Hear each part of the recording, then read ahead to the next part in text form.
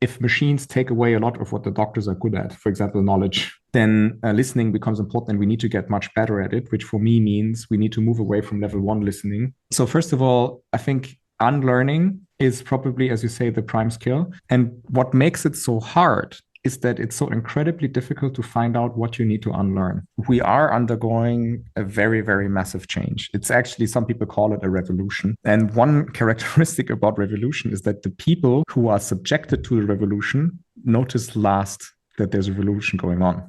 So what am I doing? Right? They told me my future would be great if I focus on one thing. It wasn't true. If you look at it from a lifetime perspective, right? And who, if not us doctors, know that life can be over very fast. There is a stigma, I think, about people, especially doctors, leaving, right? We still have this mantra whereby if you leave the bedside, you're kind of betraying the craft, the art, the ethics, and everything else of medicine.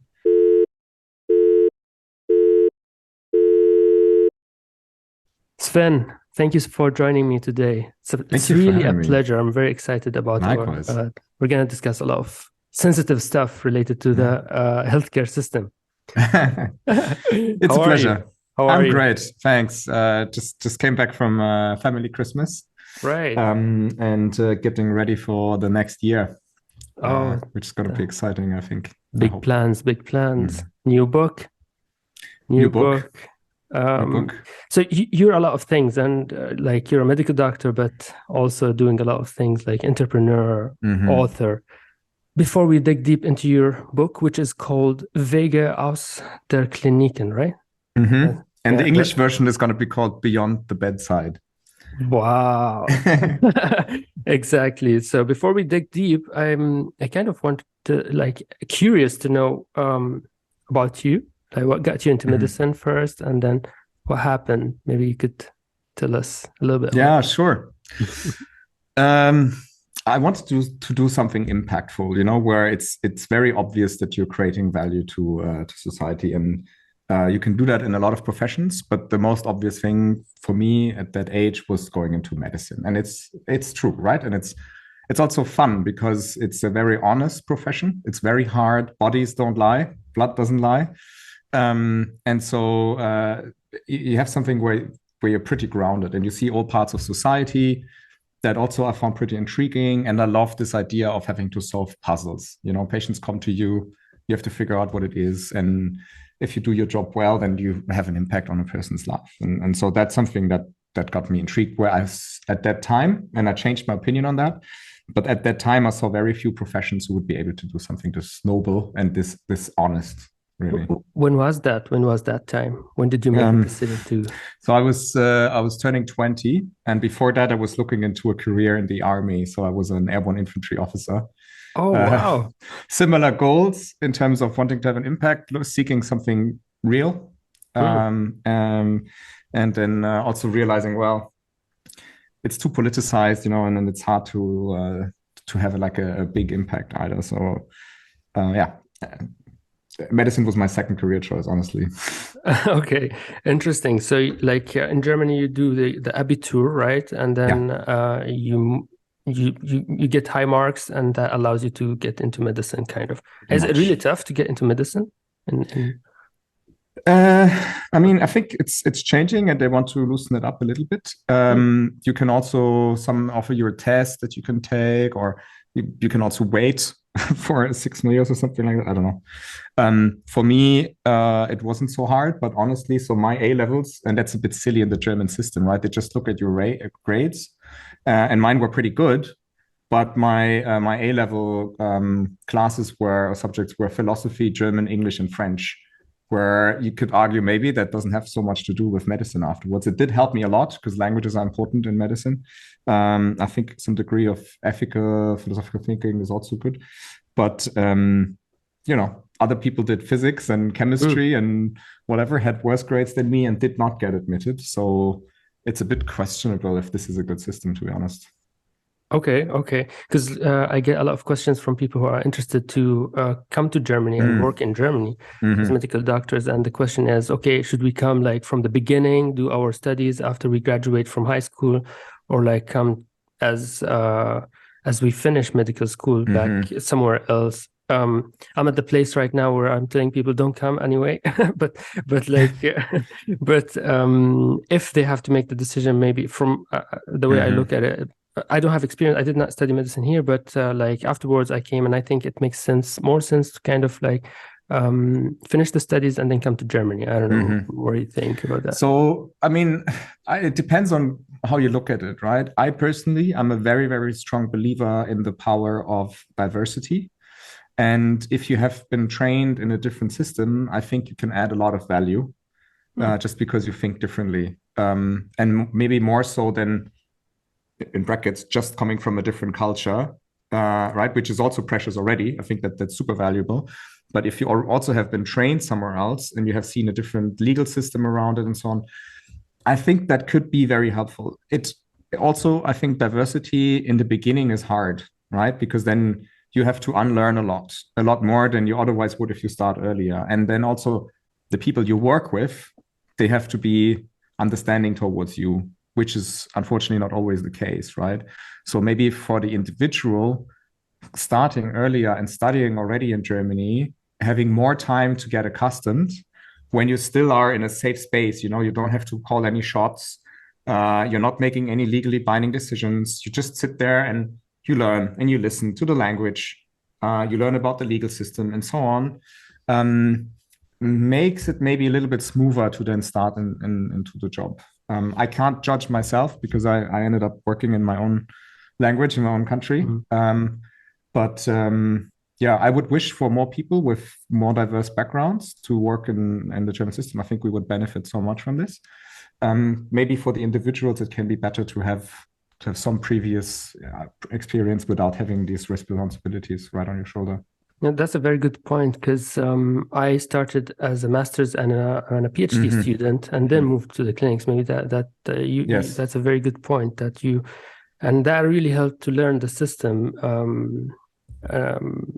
Yeah, it's a valid point where you don't have so much responsibility. But you did not really completed your you finished medicine then in different places, right? Like you did some training, I don't know, in UK. So I studied medicine basically in Germany, and I finished it in Germany, and I did my doctorate in Germany. But you have a lot of chances to study abroad during your medical studies. And so with Erasmus program, for example, or you have these things called Famulatur, which is like an internship for doctors, right? And these you can do somewhere else. So I did trauma surgery in South Africa. I did liver transplant surgery in Brazil and infectious diseases in Brazil and so on. That was really cool. I did radiology in Paris, a whole year and a half a year of studying a little bit of everything in Tenerife, which was also nice. This was part of the medical studies. And then I went to New York to study for the American board exams. Right, the USMLEs. Exactly, just to decide later on I actually don't want to do this. That's a different story. And yeah, so these things. And then I started to take an interest in public health and public policy. And so I did a part-time distance master's degree at the London School of Hygiene and Tropical Medicine in parallel to my medical studies. And then later on, I did a master's in public policy in Oxford. And then a little bit later, a diploma in entrepreneurship at Cambridge. And in between, like some short courses at Johns Hopkins and disaster management and stuff like that. Which was also great. But then I went to work in the hospital for 3 years doing my residency until I got hired away, which was good. That's amazing, because you've got to see like different healthcare systems, and that's a very good, like valuable experience, I guess, for you. But it makes you see things then differently and probably in a more critical way than someone who's just in the same path, following the kind of like the structured way of how things are going. And then, so you started your Weiterbildung or like your residency training in Germany, Berlin, and then in the Charité even, which is like one of the biggest hospitals in Germany. And what did you do there? Yeah, so maybe to comment on your seeing different systems first. I it made me much less tolerant towards intolerance, right? Because you realize there are actually more than one way of doing something. And actually, they also lead to good outcomes. And you often, people who have been trained in only one system, they tend to see like, okay, this is how we do it. This is how it's been. This is how it's going to be. And you're like, well, that's highly unreflected. Actually, I've seen it work differently and it worked just as fine, So maybe stop being so self-centered in the way you've been trained and the way you go about things. Good point. So I currently I'm hiring people, and what I try to do is I want to hire people who have had the experience of being a foreigner as much as possible, because I feel like going through this process of having to question, pretty much everything, and of being put in a certain bucket and then having to define who you really are and how much of it is your culture and how much is yourself and so on, makes for people, and I don't want to generalize against people who haven't had this experience, right? But I often enjoy working with these people so much because it's so much easier to change like paradigms and to think about, okay, what if it was different? And so that's I think extremely precious and enriching. It makes you much less compatible with people who just like to do things the way they've learned them. So I finished in Oxford. And I had sort of this public health degree now and this public policy degree. And at that time, I thought, actually, I don't really want to grow old on the bedside. I want to do something where the liver is much higher, right? Because it's nice to be a doctor. And you see, let's leave out the problems with the system for a second, right? Let's assume you're in a system where you can actually be a doctor just and be with patients. It's something we've all been striving for, more or less, right? I mean, very few people go into medicine saying, I hate to work with people. And so what I wanted was something where I can help more people. And I was very much inspired by a Danish friend of mine who's a pharmaceutical engineer. And while I was doing my medical studies, he was developing a new antitoxin against snake bites. And he was so clever in how he engineered it. So since I guess it's mostly a medical audience we're talking to, I can be a bit more detailed. He said there are more than 120 proteins in a snake bite, but only a few of them will likely be the toxins, and the rest you can ignore. So don't try to get like a serum with antibodies against all of this. It doesn't make sense, right? Find the ones that are really a problem. Second, it's likely that they have similar epitopes, and maybe you can create one antibody that targets several of them. So you just can even more reduce the amount of antibodies you need. And then he said, let's not do it with horses. Let's use hamster ovaries that can create antibodies that really look like human ones, so you don't get anaphylactic reactions and so on. So he engineered the whole thing in a way that it would last 10 times longer. It was much, much cheaper, and you wouldn't have anaphylactic reactions anymore. And I looked at him and I thought, man, when you're done with this, you can chill for the rest of your life and do nothing. And your contribution to society will be bigger than anything I could do, no matter how many night shifts I do, no matter how many overhours I do, no matter how many Christmases or whatever I spend in the clinic. I have no chance in catching up. And that's when I started to understand sort of scalability. And that's when I got interested in sort of this public health policy stuff, because I thought this is how I can help millions and not just tens or hundreds of thousands. And I still thought it's good to have some level of clinical experience, to not just come right from the ivory tower. I think I know medicine. I know nothing about the dynamics and I know nothing about the everyday challenges and so on. I just understand pathophysiology and pharmacology and so on. And so that was my pitch. I went to Helios actually first, which is a private hospital chain, pretty large. And I said that to them. I said, look, I don't want to be a doctor for long, but I want to get experience. I chose respiratory diseases because if you look at the global burden of disease, the biggest drivers are internal medicine diseases, and then the top 10, right? And then quite a few of them are either lung or heart. And so I wanted to do something that's in that area. Plus, as we know now, all these aerogenic germs, they quickly take up a public health policy dimension, even at a large scale. So I thought this is the best place where, knowing that I want to step out, I can take as much insight as possible away and use it, right? Previously, I wanted to become a trauma surgeon, but knowing how to stitch or to cut or to cauterize is not so valuable outside. So I thought I'm just going to waste time learning things that don't help me afterwards. And somehow they liked this idea and they said, look, we want to support that. So you're welcome, join us. And they always promoted me elsewhere, knowing that I needed, to be seen somewhere else. And I chose Helios first because I knew that they're so big, they're private, and they need to grow, but they cannot grow by buying more hospitals. They could only buy a big chain somewhere in another country. You wouldn't buy an individual hospital. That's too risky. But there are not so many chains to buy. So eventually they would have to go into the digital space. And I thought this is where things are going to happen. And I want to be part of that when it happens. And then, as you said, I got a rotation to Charité in the emergency room for half a year, which was really, really insightful and really good. I'm happy I did that. It was also very tough. And then eventually the Helios top management came up to me and said, because I positioned myself as the digital health guy in Berlin or in general, right? And they said, look, we're looking into building a new company that will drive digital health using our big platform of more than 100 clinics. Would you like to become one of our leadership team members in this?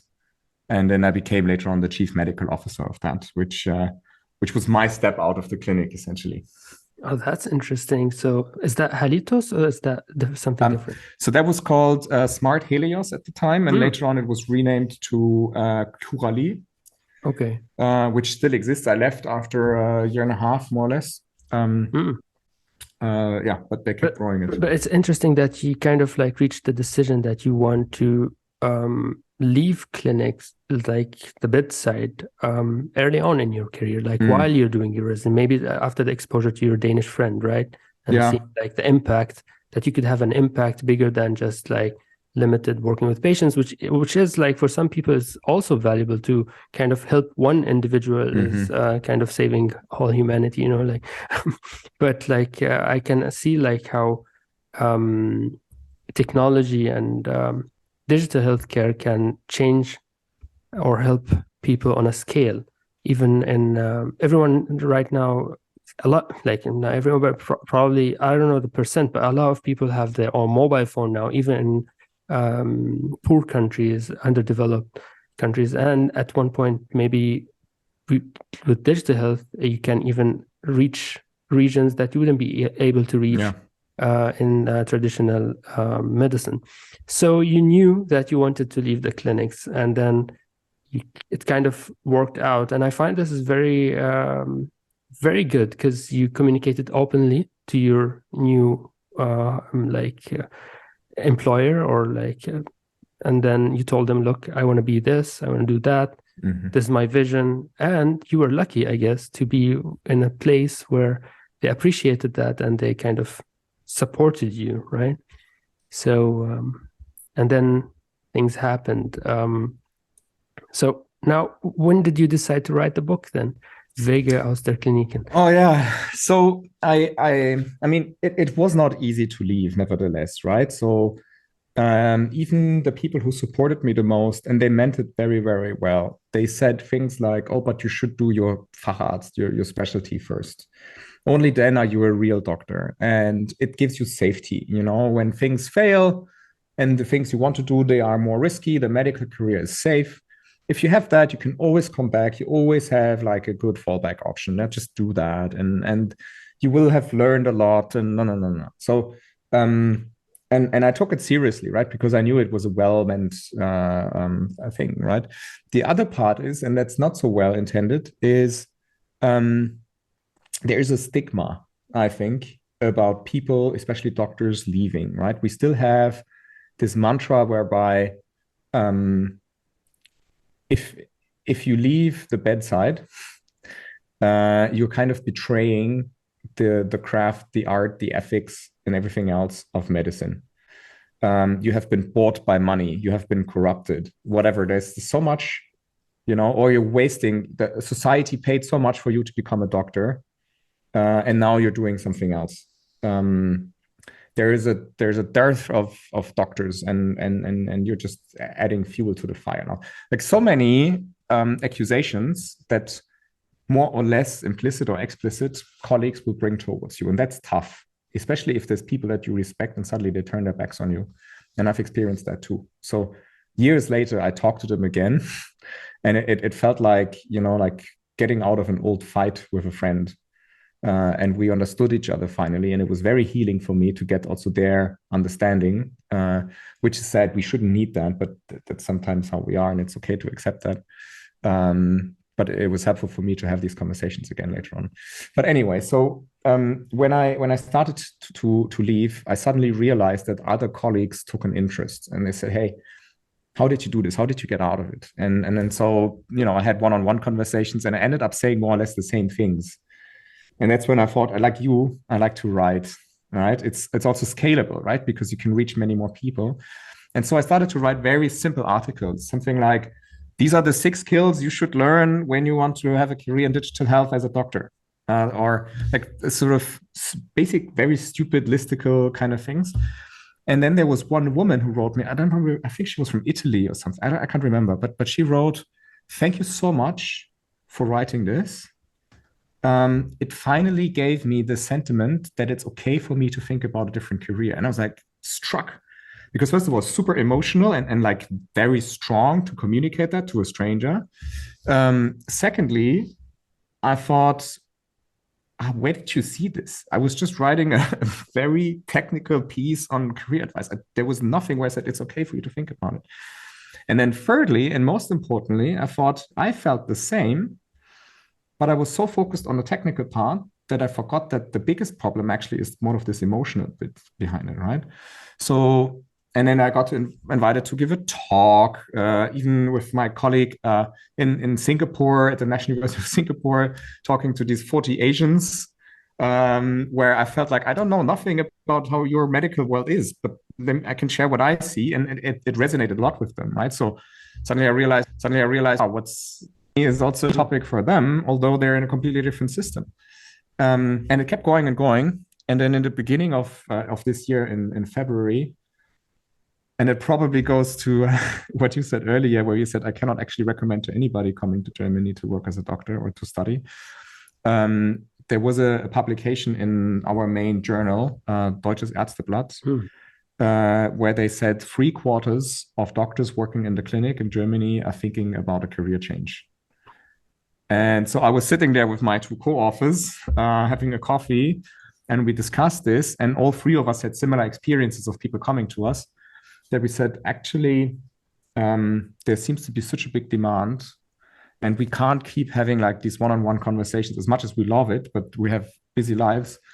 So let's put all of our thoughts together in a book and see what happens, and touch on this emotional aspect and on all of these arguments for why it is unethical, because it's not unethical. On the contrary, if you have talents elsewhere that you can use better to society's good, it's actually, I think it's wrong to stay in a place that makes you miserable, that takes the spot away from somebody else who might like it more, and prevents you from doing something where your impact could be much stronger. For example, as a writer, if you have a talent to write, it's difficult to let the talent go to waste in a clinical job.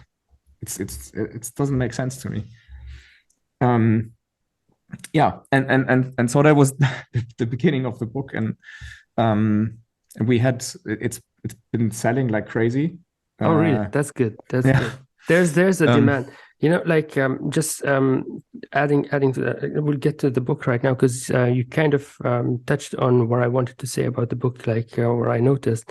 But before we dig deep, I think like from my experience, I also, like I told you before, like kind of reached the point while after training that I wanted to leave and focus on bringing like my skills together in a direction that has a different impact than the traditional way.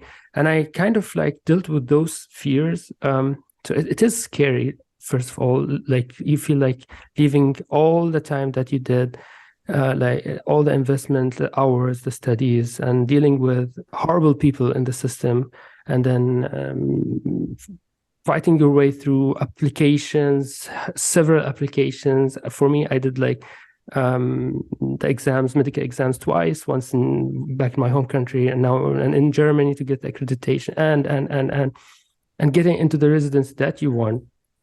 But then, so it feels like you're giving up a lot. And other than the aspect of like what other people think of you, I personally didn't care. But for me, dealing with my own expectations from myself were the hardest. And what helped me is to think of it that I never left medicine. I left the clinical practice the way it is right now. And I continued kind of like, when I write about medical things. When I write about digital health or neuroscience, or even in the channel that I started. So as a medical doctor, you cannot leave your previous experience. It's not like you have a cut, and it's true also for you. For example, you continued in the domain of digital health. And so for me, that helped me to think about it and to deal with my own kind of cognitive like biases or cognitive fears. So I read your book. It was a very informative 170 pages. And I noticed that you really spent some time dealing with those psychological arguments that the medical doctor will have to go through. If you would put the number one argument that you hear, that you heard from people asking you about making the change, what would be the number one argument for someone, a doctor, to stop him from leaving? I think it's a very good question. I mean, I think part of the problem is that you get so many different challenges that it feels overwhelming.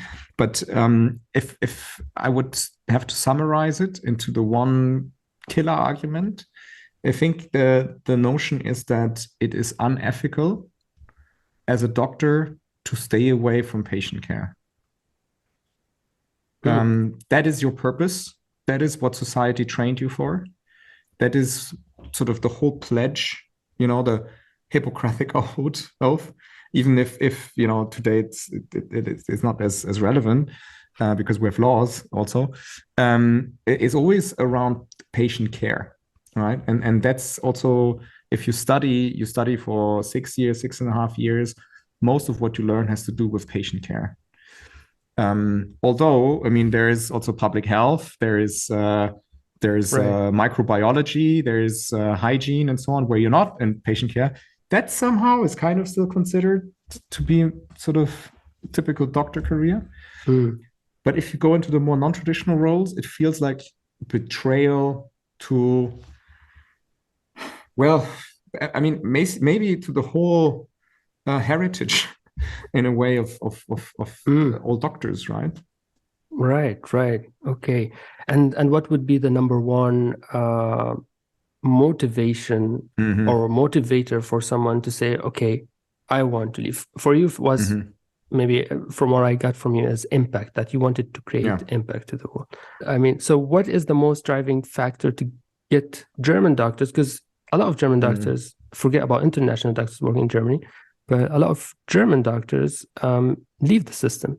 So what do you think is the number one factor for them to do so?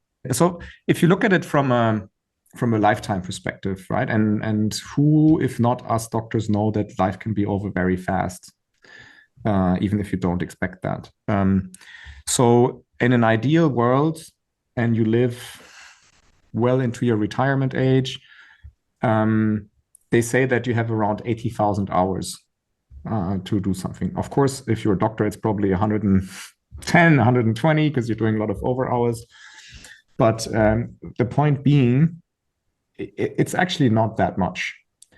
And then on the other hand, the question is, okay, what do you want to achieve with that? So the input is a fixed amount of time. You cannot get much more of it. There's a cap. And what do you want out of it? If it's impact, that's one story. If it's money, if it's, I don't know, exciting challenges or the ability to work creatively or I don't know, having time with people you love, whatever is the thing that is most important to you, or the top 2, top 3 things that are most important for you.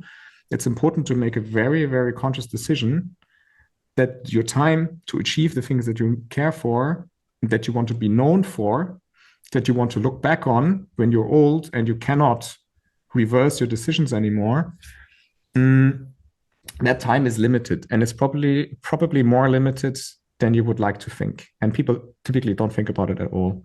So the first part of our argument is saying, make yourself aware of the fact that you have a very scarce resource, which is the time in your life.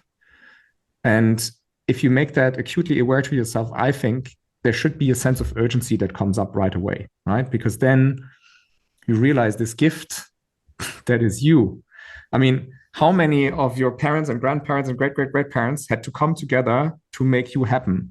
We know how many intrauterine spontaneous abortions there are, and how many people are infertile and so on. It is in so many layers a miracle that exactly you are here right now. And I personally have this sense that there's an obligation to do something with this, if at the very least something that I truly care about, and not just vegetate and participate in the how do you call it, Stoffwechsel in English? Metabolism. Thank you. And I mean, as a doctor, you don't just partake in the metabolism, but if you have a life that you find miserable, then there's a problem. And let's not forget that burnout rates and depression, suicide, alcoholism is a massive problem in the healthcare workforce in a lot of countries. And for me, that's something is wrong.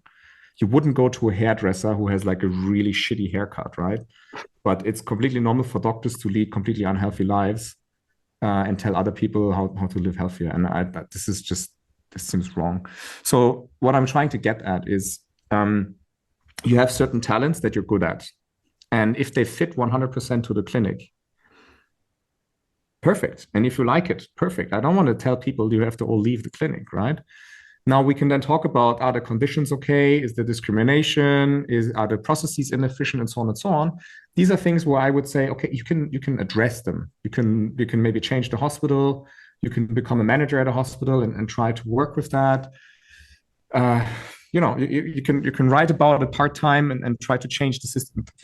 Fine, right? But there's not always a need to leave. But if you realize that the things that matter most to you, you cannot achieve them as much as you would like because you are being constrained. And B, the talents you have, maybe 20, 30% of them, you have to leave them at the entrance of the hospital because they're not useful. They may be even detrimental. If you're too creative, it's not helping, right? And so then the question becomes, where is a better place for your talents and for your dreams? And there are a lot of things you can do that are inherently clinical, that are inherently medical in the traditional sense, where it is about using science to advance the health of humans, to make people feel better, to do more with their lives, and to protect sort of the integrity of health, right? And that doesn't have to be in the healthcare system. On the contrary, so there are studies that show that only around 20%, maybe 30% of our health outcomes, which is how healthy we feel, how happy we are with our health, and how long we live, only 20 to 30% of that is determined by the healthcare system. That's pretty embarrassing for doctors and for nurses. And the rest comes from our environment, our education, the quality of our friendships, our lifestyle, including nutrition, smoking, workout, etc. Like 1 year of schooling has no matter what you do, and it has a tremendous effect on our health outcomes. So the question really becomes, if I want to, be impact driven and say I want to be a doctor, I want to help people. The question is, well, are you? Are you? Or could you maybe do more if you would be writing and educate people about living healthier lifestyles? There are doctors who do that phenomenally, right? So I think that's the key argument, right? Is changing the frame a little bit, and taking on a macro view, both for you as an individual over your lifetime, and the macro view on society, and where can you influence more. That's an excellent point. Time is the most precious like asset we have. Yeah. And then if you spend it in a place where you don't feel you're fulfilling your goals, it's better leave sooner than later. So like, in your opinion, what can doctors do? Like you give in the book a lot of like a detailed discussion on like professions that doctors can pursue outside of the clinic. I get this question lately a lot, also from viewers of my channel. And okay, what are the other options for doctors? Yeah. Like, what do you think? So there's so much where we are needed. Other than reading your book. Exactly. Well, following your channel, obviously. Or I would I can give some examples, but I think the most important message is that we are needed in so many spaces, and in so many spaces we are needed for our medical expertise, and in so many spaces we are needed for what this medical training did to us, and how we structure our thoughts, and you know, what all the stuff that comes with it of being a doctor, even without the medical knowledge, right? So you find doctors now everywhere. You find them writing like you do that, right? So they might be working for big journals and help people digest medical content, which is never going out of date. I mean, there's so much happening. There are new drugs coming out. There's so much disinformation, which is really harmful. The pandemic is a prime example of how communication can make all the difference, right? You can have the best vaccines if people are scared about it because they don't trust, because communication was unclear. I'm curious to see how the Chinese are solving their problems now. They kept telling people how dangerous COVID is. And now with the lightest symptoms, people go into the emergency room because there's a insufficient primary care system, that everything will be overwhelmed. And now they have to maybe tell them, well, maybe it's not that dangerous, right? Right. And so you destroy trust if you don't have good communication. That's one example, right? Public health, I think, is a really beautiful field of work, which is very broad. We're going into epidemiology, right? So there are these outbreak control services, the Epidemic Intelligence Service, for example, where people are being sent somewhere to figure out, okay, what disease caused this outbreak? Where did it come from? Who's affected? How can we contain it? It's detective work, and it's really fascinating, and really interesting people get into this profession, right? You can become a manager somewhere of a hospital and pharmaceutical companies, and then lead people, which can be incredibly gratifying because you will end up making a big difference to a lot of individuals, right? Who want to plan their careers, who have a lot of tensions between private life, professional life, development, delivering, and so on. And creating a place where they can grow and feel safe is far from trivial. And I think something that as doctors we enjoy also, right? Because you feel the impact you have for individuals. You can go into tech. So for example, become a machine learning engineer who's able to... That's what I'm trying to do, kind of. Are you? Yeah, that's what I'm trying to do. I took this deep learning specialization course and then moved to AI for medicine and trying to educate myself. That's true. That is so exciting. I mean, the things that are happening right now. It's crazy. It's crazy. That's gonna change, and people underestimate the impact. They have no idea, and this is like this is where communication comes in. This is where education comes in. Like everything should change. Right, the curriculum in the universities should be rewritten, like to educate doctors about to retrain them. You need to retrain the whole.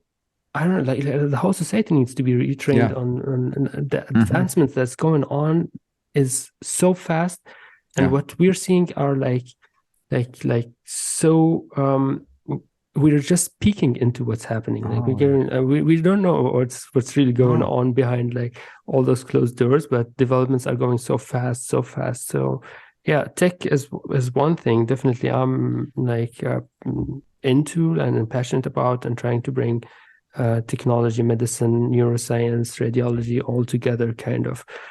But not like, but you know, like someone who's been practicing for so long, relearning, unlearning is probably it's a skill you need to learn. Oh yes. You know, I read this Shock for the Future. Shock for the Future. I forgot and he says that the most important common skill is unlearn, learn, unlearn, and then relearn again. Yes. And that's probably like very important for doctors who are thinking of a change. But you know, like from what I noticed, talking to other colleagues also, like so many have different skills, but they invest so much time working in the clinic because it's difficult. You really need to spend so much time in the clinic. But they could build parallel careers while doing their clinical work, and maybe then it's a jump, because so far what we're talking, maybe it feels like, oh, I need to jump ship. Yes. But is it? So you said so many wise things that I would like to touch on and accumulate to your last question. So first of all, I think unlearning is probably, as you say, the prime skill. And what makes it so hard is that it's so incredibly difficult to find out what you need to unlearn. It's much easier to be like, oh, there's a course on X, I'm just going to do this. Oh, I'm going to do more of this. Oh, maybe I should blah, blah, blah, learn this skill. But figuring out what to unlearn means that you have to understand the things that you don't know.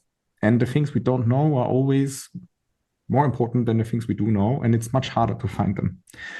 So one thing that helps, and that brings us back to this being a foreigner, is going into places where you don't understand the rules and where you're uncomfortable and where the things that used to define you don't matter so much, right? So stepping out, and it doesn't have to be stepping out full time, like you just said, but take your free time not to spend time with more doctors.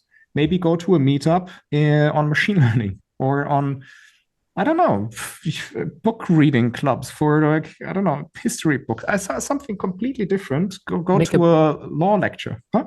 Band. Create a music band. Just live. Absurd. Yeah. I just did a workout training in Salt Lake City with a gym that I always admired. And it completely broke my patterns on so many things that changed how I now manage teams. And it was just about working out more or better, actually working out less sometimes. And it's crazy what you can learn from these other things. The other thing that you mentioned was, and I thought this was really clever when you said machine learning or AI is also a lot about communication.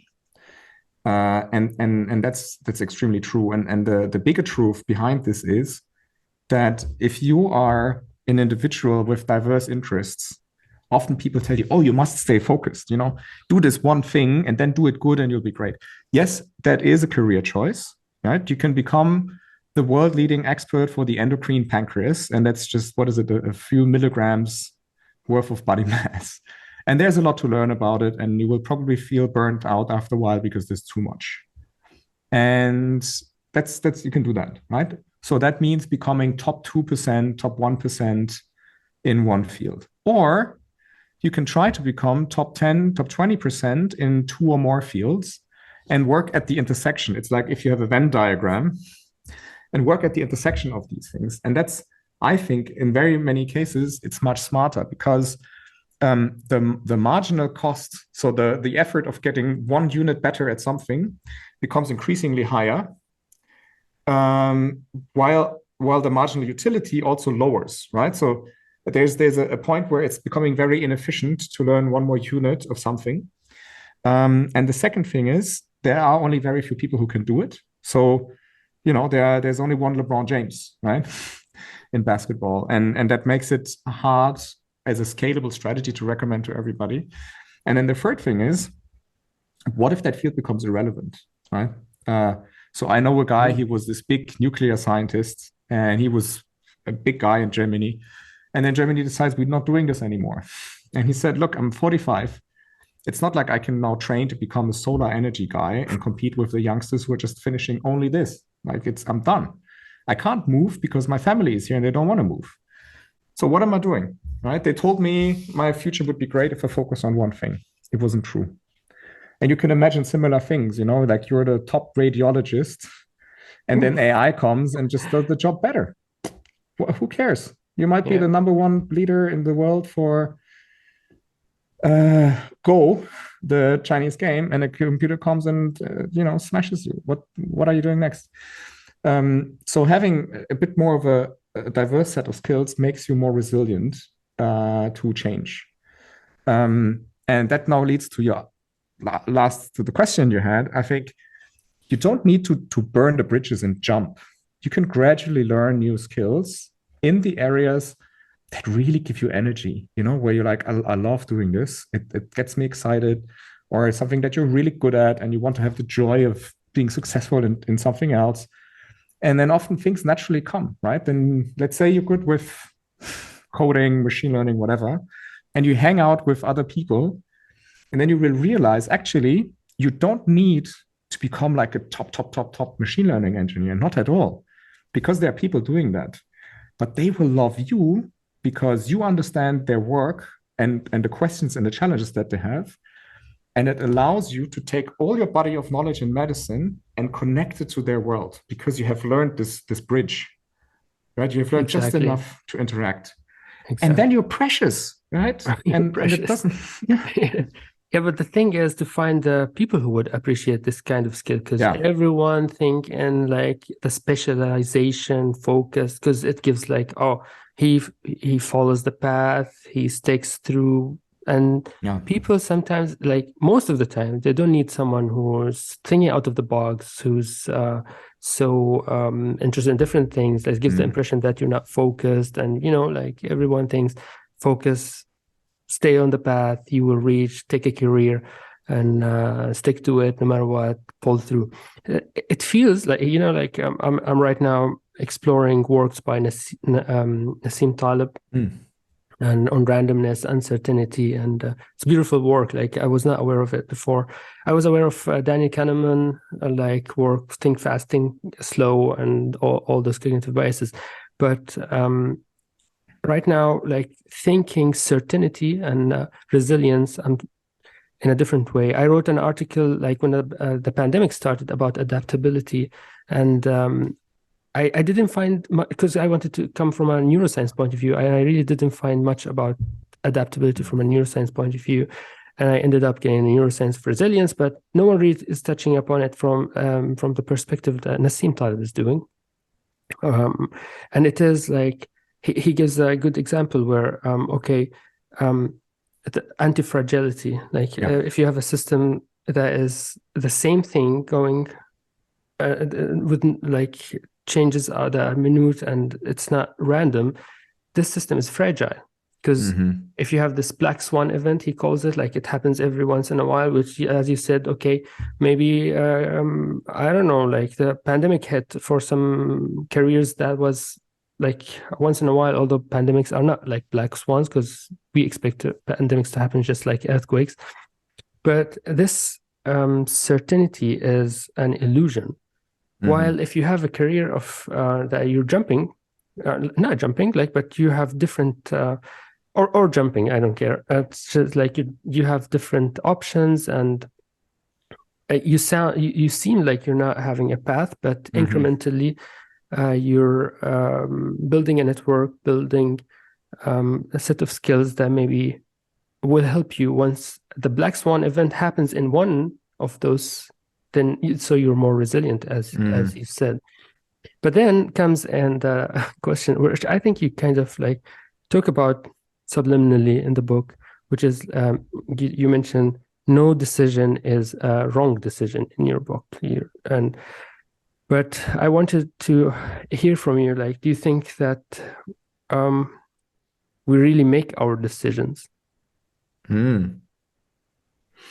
Yeah, very interesting. Can I also touch on the other thing you said? Of course. So I think I ended up getting angry at this advice of, oh, stay focused, because there's so many reasons why I think this advice is wrong to give. I'm not saying it's wrong for everybody. There are people who are great with that. But let's take an example from sports, right? So you have somebody who is an endurance runner and they run marathons and super marathons and so on. They're often very thin, you know, not a lot of muscles, and they can run forever. It's crazy. And then you have other people, they're able to lift a car and they're massive and they're huge and they're full of muscles, but they can lift it for 5 seconds and that's it. And you cannot let them run. They will have pain and, you know, now let the runner try to do one deadlift and it's gonna look a little bit sad. Right.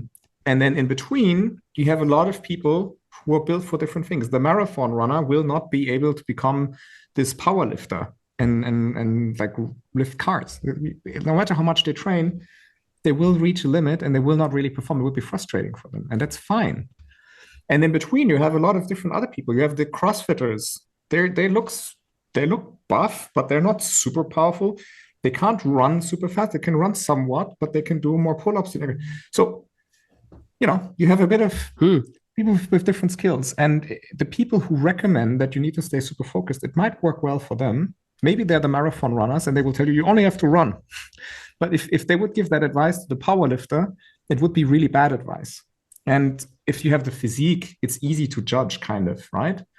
But with mental things, it's more difficult. And we talked about diversity. There's also neurodiversity, and there are different ways in which people function. And some people function better by seeing the range of things, by connecting the dots between different areas, and by playing a wider field. And others are better with this focused thing. And that's the beauty. And we need to leverage that, right? I'm more of a range player, but I would not function without my engineers who are really, really narrow, to a point where I sometimes get frustrated and I need to stop myself because their brains work differently, and that's the beauty of it. So I think it's very wrong to give people that advice because you don't know how they function. For number one, number two, I'm very happy to be more of a broad range thinker because I feel like it makes my life richer. So it's not always about what's the outcome in the end. Of course, we always have a vision and then we reverse engineer. How do we get there? La la la. Some do it more than others. But in the end of the day, what really matters is if you look back at a year, was it fun? Like, did you do things where like, wow, that was really impressive? And for me, I have this rule where I try a new sport every year. I did kite surfing last year, and that was really enriching, right? So for me, I want to have like a full breadth of a rich life with most different experience in different countries and different things I've learned. And I don't always care so much about the outcome, right? But it will be fine because turns out the skills we're learning, they make it easier for us to connect to other people. They teach us something we can use somewhere else. And they give us, as you say, more anti-fragility, more resilience in case of black swan events. So do we make our choices? I think you're better positioned to answer that as a neuroscientist than me.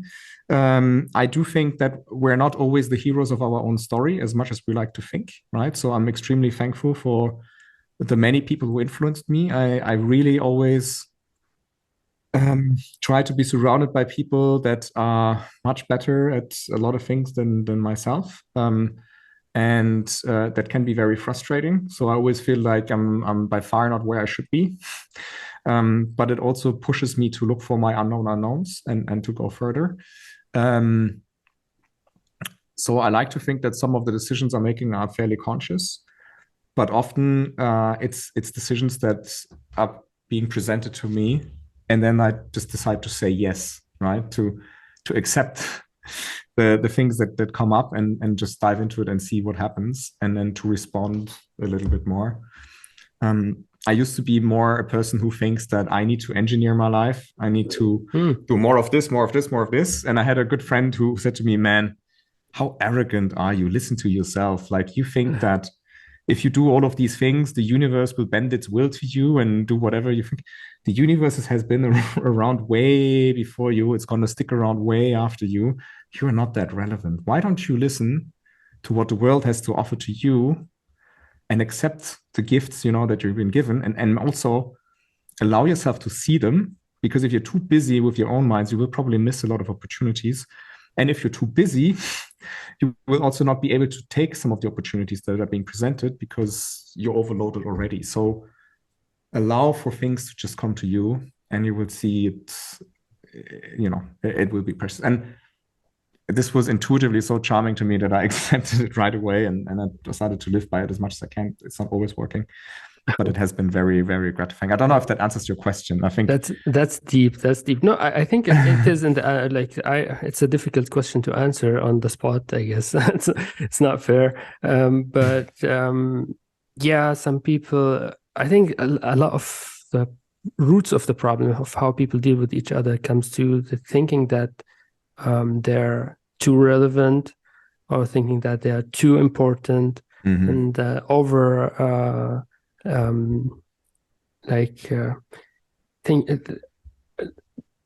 thinking that the world revolves around them and that they can control things and they can control the way things are happening. Even at a larger scale, then this becomes countries trying to control things, and things gonna happen. It's going to go. It's like, I'm not sure how. I think this is a very wise advice that your friend gave you. So, so that's pretty. But you're into philosophy, right? I mean, I noticed in the book that you mentioned a lot about Stoic philosophy. When did this start? I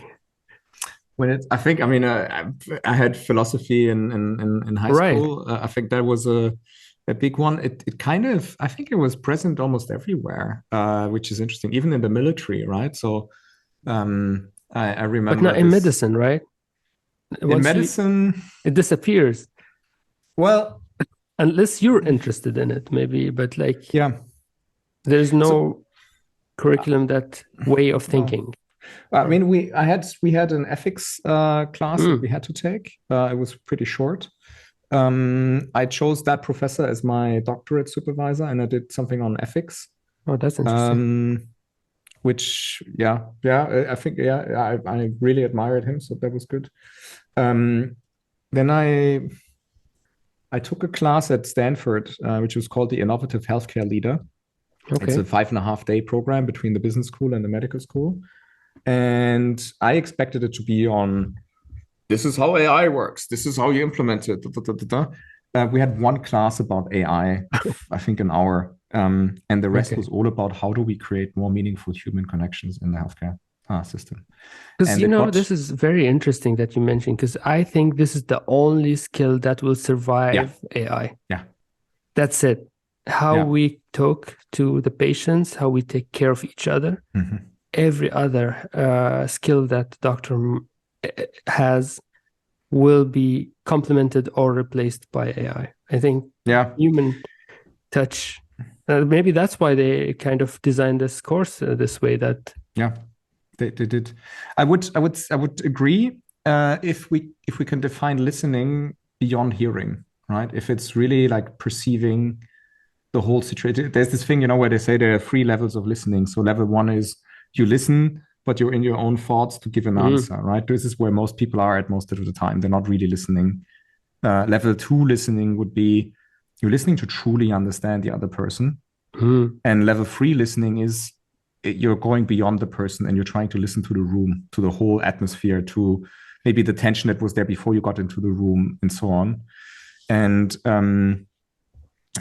I fully agree with you. So if machines take away a lot of what the doctors are good at, for example, knowledge, then listening becomes important, and we need to get much better at it, which for me means we need to move away from level 1 listening, which also includes interrupting, to like a full level 3 listening and just being very, very present. And then listening also with your nose, with your eyes, getting a full impression, because that is what is going to enable us to ask the machines the right questions to which they can answer, right?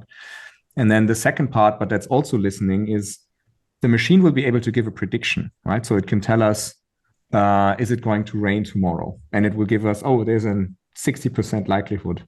Mm-hmm. That does not answer the question, do I need to bring an umbrella? Because that depends on how much do I care about getting wet? Maybe I'm just going to go for a run and I like it, so I don't need an umbrella. Maybe I only have a really embarrassing SpongeBob umbrella and I'm going to a business meeting, so I don't want to be seen with that. Whatever the reasons are, the machine cannot answer us what is our preference. So we have to give a certain judgment to a prediction in order to make a decision. And that judgment can only be made if we listen, right? If we really understand what the person wants. And sometimes they don't know themselves what they want, right? So the guidance there is important, but it always starts with good listening. That's deep, but you can't listen unless you take the time for it. Yeah. But that's why I like to take like leave room for boredom.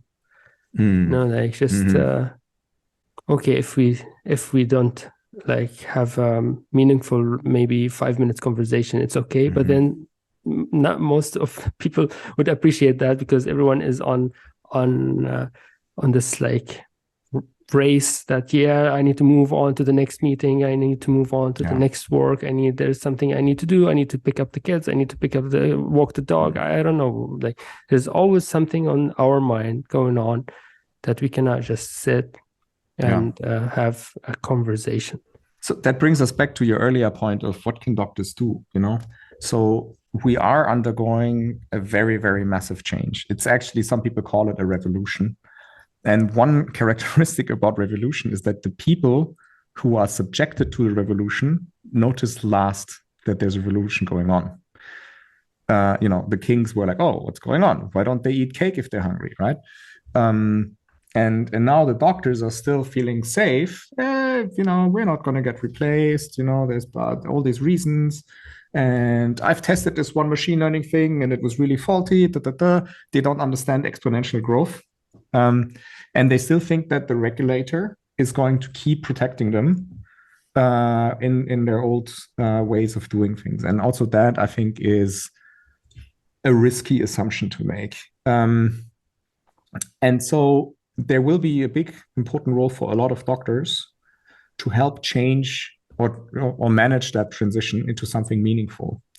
And when you say these things, when you say you need time, I know that you have very deep thoughts about this. You're not just saying, oh, you need more time. You understand why this time is important. You understand why boredom, or not saying much, but just being present, why that is meaningful, right? Because you have been with patients where you've seen this, right? And you understand the whole complexity behind all of this. So somebody like you would be very well suited to help transition into a digital first environment or an AI driven environment, because you could say, let's focus on the things that free up the time from doctors from doing boring things. Like, let's focus on AI that takes care of all the bureaucracy or of the note taking or whatever, so that the doctor has more free time to even just maybe spend 5 more minutes with their patient, just sitting there and listening. And that's it.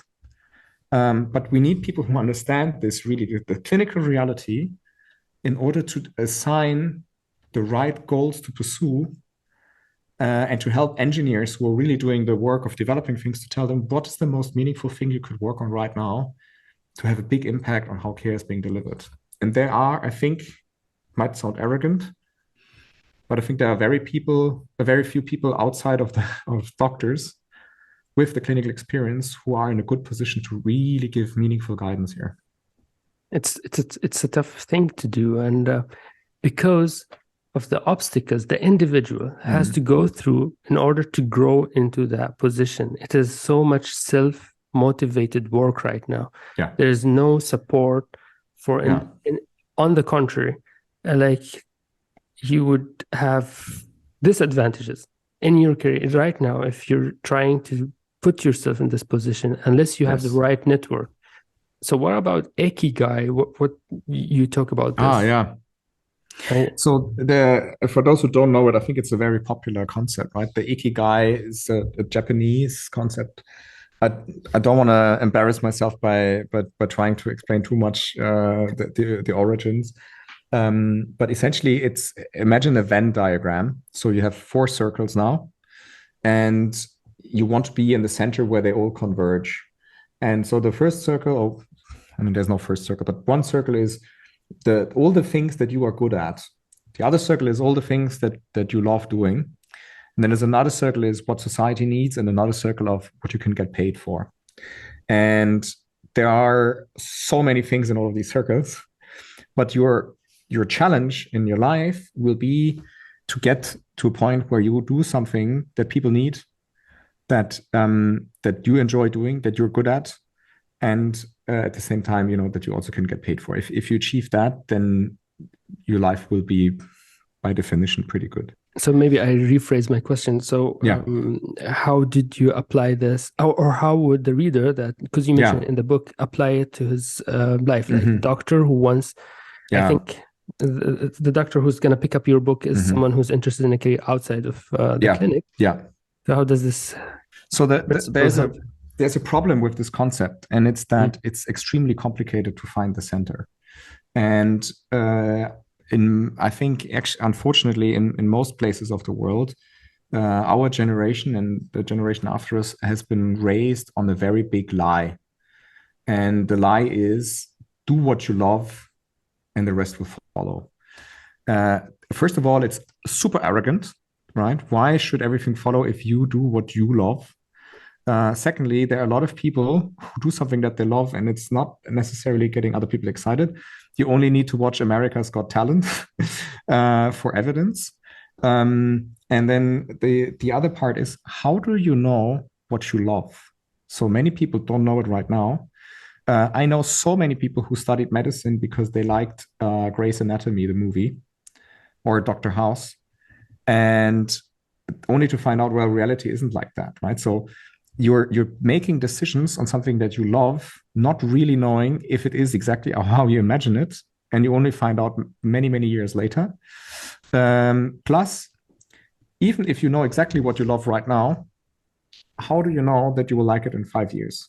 Because we change, and we get bored of stuff, and we find something that we find more exciting. So that's not a problem. I know you can always change, but if you take that as your first guiding principle, I think it's very flawed for all of these reasons at once. A much, much easier thing to start with is, what are you good at? Because that's quite easy to quantify. You can ask people, you can see it in your grades, you can see in sort of, what comes easy to you.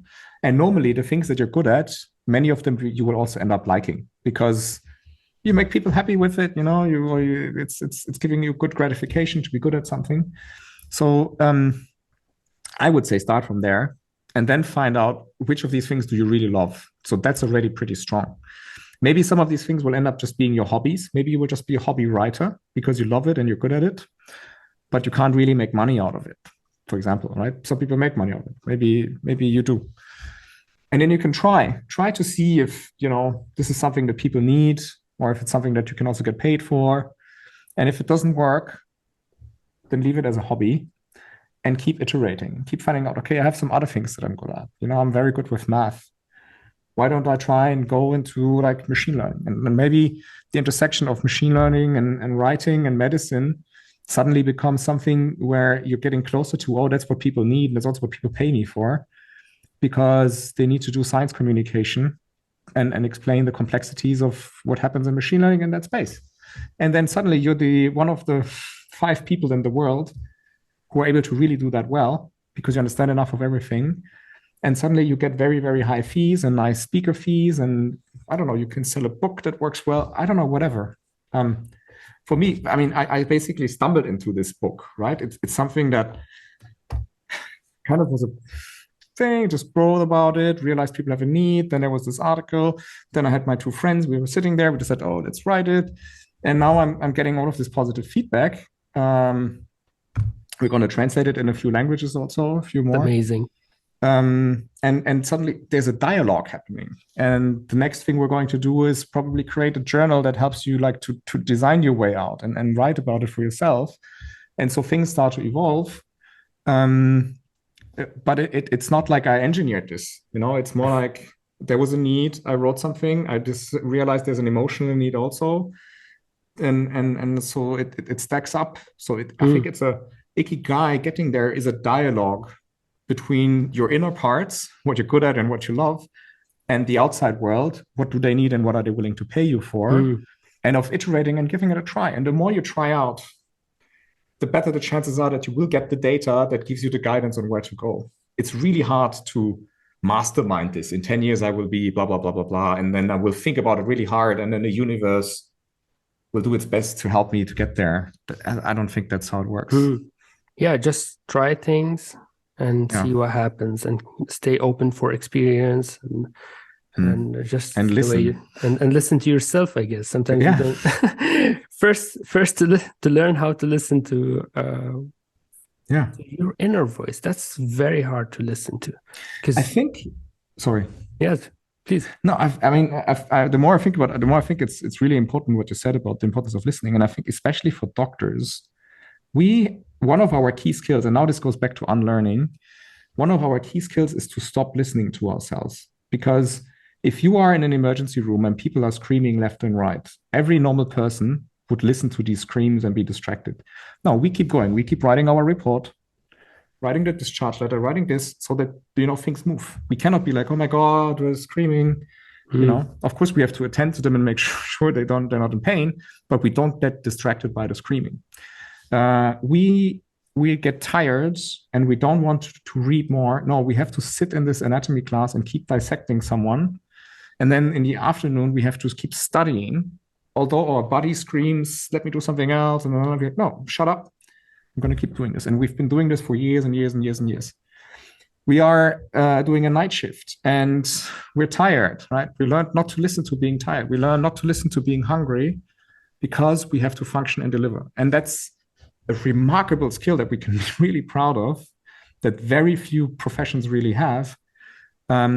It's also, and there's always two sides of the same coin, right? It's also probably our biggest weakness. It's probably also part of the reason why so many people end up in alcoholism or, have other mental health issues, are not healthy, because they stopped listening. Exactly. So that's something to maybe unlearn, and to know, when do you need to be in this functioning, I'm just going to plug ahead mode? And when do I need to be in this, okay, let's hear where I am. Let's hear what society, what the world is telling me, and how I respond to that. That switch is hard. It is difficult, and what my body is telling me. And how did you unlearn this? Did you have like a systematic approach to it or something, or just like? That's a very good question. It took me very long. And I think I learned it. People made me aware of it, people that knew me well. So that was the first trigger. I think the Stanford course, you had people crying in that course. It was insane. Wow, that leadership from. Yeah. It was so beautifully crafted. That really set a foundation for me. Then I took up singing. So this was, as I said, one new thing every year. So one year I started singing, and I ended up singing really embarrassing songs. I don't know, some Justin Bieber songs, just because it had like lyrics that I felt were meaningful to me right now. And then suddenly I wasn't even embarrassed anymore of singing, and I sing extremely bad. They still call the police when I sing. But I did it anyway, and it was good, and it suddenly gave me a different connection to my personal emotions. Like I could hear them more, and things like that. So I think it's been a gradual progress. Sports helped me quite a bit, because like once you're playing sports, you're kind of by yourself, and it's like a meditative sometime. Yeah. What does success mean to you, Sven? I love the question. I'm just changing my definition of that. And so a lot that has impacted me actually comes from this. I was at Jim Jones in Salt Lake City, which is this, for me, the big mecca of workout. And they asked me the same kind of thing, right? They said, so one of their mottos is, if you have to find the problem, then you have to fix the problem, right? The question becomes like, how do you know where the problem is? And so they asked me, so what's your goal? And I said, I just want to be fitter. And they said, yeah, well, that's really hard to quantify, isn't it? All right. Yeah, but just like Twitter. And then they said, no, but let's get concrete. Like, where do you want to be? And it goes back to this: are you an endurance runner, power runner? So where are you? So start from where are you most likely to have success in the range. And it doesn't have to be just in sports, right? But like we said it earlier, do you want to be a specialist in something or in a few areas? And then try to find a quantifiable thing. So in sports, you can say, I'm going to row 2,000 meters and see how fast I am in that. And I can benchmark it. And then I can see in 6 months, where did I get? But I have a clear number. There's a pushback to this. I don't know if you read the book, How Will You Measure Your Life? No. I strongly recommend it. It's by a professor from Harvard Business School who unfortunately passed away not too long ago. And he writes in a strong business manner about how do you quantify success? And he says the problem is that most of us humans, we try to quantify it with very easy aggregate metrics, is what he calls it. So what's your salary? What's your car? What are the diplomas you have? What's the title, your job title? And so on, because this is comparable and easy. But in this aggregation, you miss out on a lot of valuable things. And he says most of the most valuable things are actually intangible. For example, raising a child. This is maybe 20, 25 years of frustration and pain and fear and anxiety and whatnot.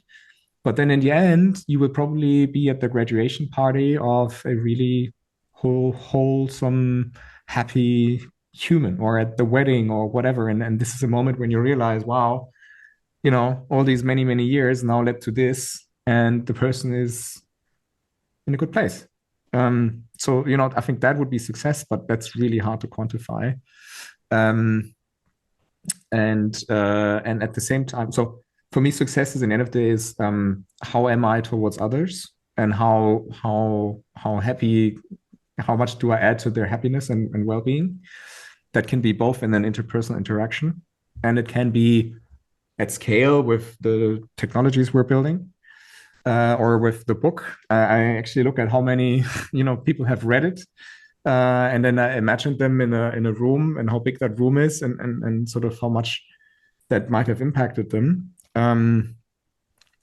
But then I don't know, what did they do with it? What did they think of it? So in the end of the day, what probably means much more to me is this conversation with you right now, giving me an impression of someone who's in a similar situation and having similar thoughts, and I get an opportunity to talk to you about it. So that for me is also success. But I'm trying to not shun the quantification so much anymore as I used to, because there's value in it also. So for me, success now, and I still need to figure that out, but I'm also looking more into things where I can clearly benchmark myself and say, I need to move from here to here. This is the number, and this is the KPI, and this is how I can get there. Right? I don't want to overemphasize the importance of that, but I think having some of these quantifiable aggregate metrics is not so bad after all.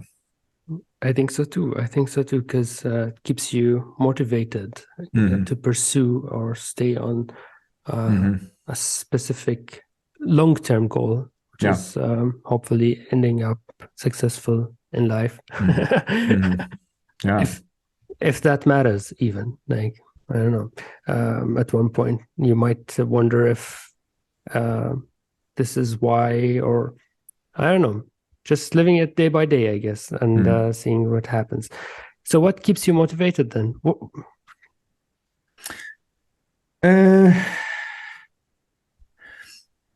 I mean, at the moment I have a bit of a sad situation. So a dear friend of mine over the last 2 weeks went through a diagnostic process for unclear metastases with a cancer of unknown primary. I'm sorry to hear that. And thank you. It's for me not as easy as I thought. It's probably a pancreatic cancer, so it's not good. Had we been able to discover this earlier, right, rather than he's got pain in the back, let's work it up, he probably wouldn't have had to go through this. And so I'm really motivated by creating things that avoid this experience for people, like to really and try and go into prevention and make things detectable earlier, make sure things don't come up as fast. So, what I'm building right now with Halitus is a device where over the breath, we want to detect diseases, and cancer is on the list. So maybe we can do screenings much more at scale and much sooner. And that keeps me, I don't want to have many more of these situations personally. The other thing is I take so much joy from engaging with people that are different from me and that are driven and that I can learn from, that they maybe also can learn from. And just being on this journey, there are always two things. I wanted to do a PhD in Harvard, and I went there and I spoke to some people, and there was this one woman that really impressed me. She was an emergency room doctor at Harvard, and on the side, she was doing an MPH at Harvard. So in full time, other people are overwhelmed with just one of these things at a regular institution, and she was doing both and probably also publishing on the side. And I asked her, hey, do you recommend I should be doing this PhD? And I expected her to say something like, yeah, it's good for your career, blah, blah, blah. And she said, we often try to take these decisions by looking at the end and then reverse engineer the path towards that end. And that is interesting, but it's only part of the truth. The real question is, you should ask yourself if you will enjoy the journey towards it.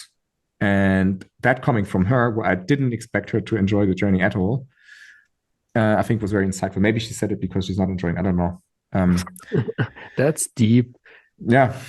So I think it's always a balance between what do you want to achieve and how is the journey towards it. Totally. Well, Sven, that's been a pleasure talking to you. Likewise. It's amazing story, and I'm very lucky to hear it from you. And the book is like the tip of it's not the tip of the iceberg. Your iceberg is growing, but I think it's part of the steps. And I'm so happy that I found it and read it. And I think I encourage people to read it who are interested in leaving the clinics. It's I'm going to have the link to it in the description. So thanks. Of course, it's my pleasure. It was my pleasure talking to you, Sven. No, likewise. Great job. And thanks for doing what you do anyway. I wish you best of luck with that. And it is super important. You can touch so many lives with what you're doing. I'm glad you're on that journey.